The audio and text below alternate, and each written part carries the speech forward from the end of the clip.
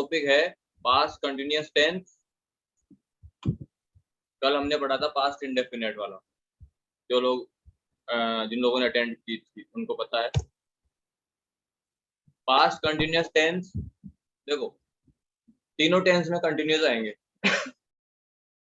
Present में भी continuous था, पास्ट में भी कंटिन्यूअस है और फ्यूचर में भी कंटिन्यूअस आएगा। तो जो प्रेजेंट में कंटिन्यूअस था उसमें हेल्पिंग वर्ब का हम यूज कर रहे थे इज, एम, आर, और वो काम चल रहा था, मतलब जब जिस टाइम पे बोला जा रहा था उस टाइम पे भी वो काम चल रहा था, क्योंकि वो प्रेजेंट टेंस था। ये पास्ट टेंस है, तो past continuous tense is used to express an action that was continuing in the past, कि कोई काम पास्ट में चल रहा था।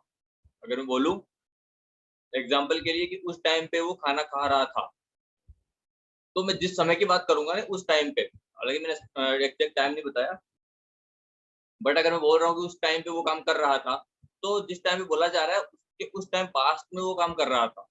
तो पास्ट कंटिन्यूअस टेंस का हम लोग ये पहचान करेंगे कि जिस टाइम हम बोलेंगे उस टाइम पे वो काम हो रहा होगा, सॉरी हो रहा था, इसी टाइम पे कंटिन्यू था, वो काम कर रहा था। ऐसा नहीं कि काम खत्म हो गया था या वो उसने खाना खा लिया था या वो चला गया था, वो काम कर रहा था, वो दौड़ रहा था, वो दौड़ रहा था, वो टीवी देख रहा था, वो चल रहा था, इस तरीके से। हिंदी में इसकी पहचान बता दी मैंने, अंत में लास्ट में कर रहा था, कर रही थी, कर रहे थे, ये काम रहा था, रही थी आएंगे लास्ट में इसकी पहचान के लिए। अब इसका जो अफर्मेटिव सेंटेंसेज होगा, सेंटेंस होंगे, उसमें ज्यादातर जो चेंजेस हो रहे हैं वो सिर्फ हेल्पिंग वर्ब में और वर्ब में हो रहे हैं बस, ठीक है। तो इसमें जो आएगा सब्जेक्ट आएगा सबसे पहले अफर्मेटिव में, उसके बाद वाज एंड वर, उसके बाद वर्ब की फर्स्ट फॉर्म के साथ में आईएनजी, उसके बाद में ऑब्जेक्ट एंड रिमेनिंग पार्ट, ये आने वाला है। तो अब इसमें वाज और वर आएगा, ये कहाँ पे यूज होगा, मतलब वाज को हम कहाँ पे यूज करेंगे, वर को हम कहाँ पे यूज करेंगे। वाज है वो आई के साथ में, ही के साथ, शी के साथ, इट के साथ, सिंगुलर सब्जेक्ट के साथ में यूज होने वाला है, ठीक है। और वर जो यूज होगा वो होगा वी के साथ, यू के साथ, दे और प्लूरल सब्जेक्ट के साथ। वाज होगा वो सिंगुलर सब्जेक्ट के साथ में और वर होगा वो प्लूरल सब्जेक्ट के साथ में होने वाला है, ये हमको याद रखने पड़ेंगे।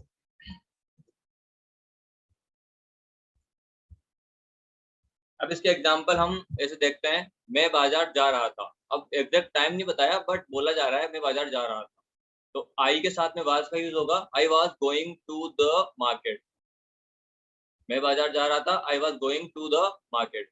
वह गाय घास चर रही थी, दैट काउ, वह गाय, वॉज सिंगुलर है ना, तो वॉज का यूज होगा ग्रेजिंग ग्रास।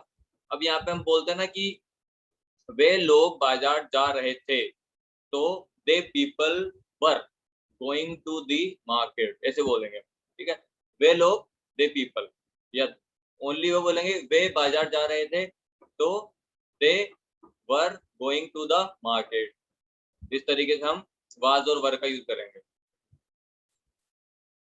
नेगेटिव में सबसे पहले सब्जेक्ट वाज वर, उसके बाद में नोट का यूज होगा, बिकॉज नेगेटिव है तो हम लोग नोट का यूज करेंगे यहाँ पे। उसके बाद वर्ब की फर्स्ट फॉर्म के साथ में आईएनजी। अब कंटिन्यूअस है ना, तो इसमें सभी में आईएनजी का यूज होने वाला है, तो आईएनजी वर्ब के साथ में, उसके बाद ऑब्जेक्ट, तो subject was were plus note plus verb के साथ में आईएनजी, उसके बाद में ऑब्जेक्ट। इसके सेंटेंस हम देखेंगे, वह मेरी मदद नहीं कर रहा था, he was not helping me. ही के साथ में वाज का यूज हो रहा है, नोट आ जाएगा, फिर उसके बाद में फिर हेल्पिंग, हेल्प के साथ में आईएनजी का यूज हो रहा है फर्स्ट फॉर्म के साथ में, एंड देन मी। वह मेरी मदद नहीं कर रहा था, ही वाज नॉट हेल्पिंग मी। अब जैसे नीचे वाला, वे फुटबॉल खेल रहे थे, तो दे वर प्लेइंग फुटबॉल। अब यहाँ पे दे आ रहा है, प्लूरल आ गया ना, दे मतलब एक हो सकता है, दो हो सकते हैं, दो से ज्यादा हो सकते हैं, तो दे वर, तो दे वर प्लेइंग फुटबॉल, दोनों चीजें होंगी यहाँ पे। इसके बाद इंटरोगेटिव में, इंटरोगेटिव में क्या से स्टार्ट होगा वाक्य, तो वाज और वर्ब, हेल्पिंग वर्ब जो है वो स्टार्टिंग में रखने होंगे, स्टार्टिंग में रखेंगे हम लोग। तो वाज और वर्ब, उसके बाद में सब्जेक्ट, उसके बाद वर्ब के साथ में आईएनजी, देन ऑब्जेक्ट, उसके बाद में क्वेश्चन मार्क। एग्जांपल्स इसमें होंगे, क्या वह दोपहर को सो रही थी, वाज शी। अब यहाँ पे शी है, थर्ड सिंगुलर है तो इसमें हम वाज का यूज करेंगे तो वाज जो है सबसे पहले आ जाएगा।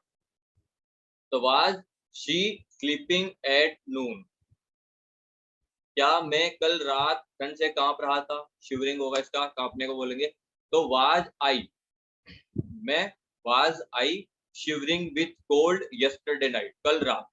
तो was I shivering with cold yesterday night.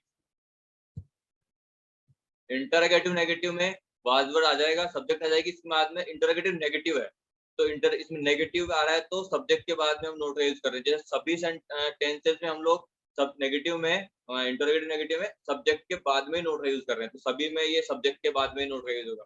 तो सबसे पहले वाज वर्ब, उसके बाद सब्जेक्ट, उसके बाद में नॉट, देन वर्ब की फर्स्ट फॉर्म के साथ में आईएनजी, देन ऑब्जेक्ट, उसके बाद क्वेश्चन मार्क। अब इसके सेंटेंस ऐसे होंगे, क्या हिरण बहुत तेज नहीं दौड़ रहा था, was the deer, ये जो है सिंगुलर है। not running very fast, was the deer not running very fast, क्या मैं कल रात ठंड से नहीं कांप रहा था, was I not shivering with cold yesterday night। जैसे पहला वाला सेंटेंस था उसी को मैंने नोट में एक नेगेटिव में कन्वर्ट कर दिया उसी। तो इस तरीके से होगा ये। ओके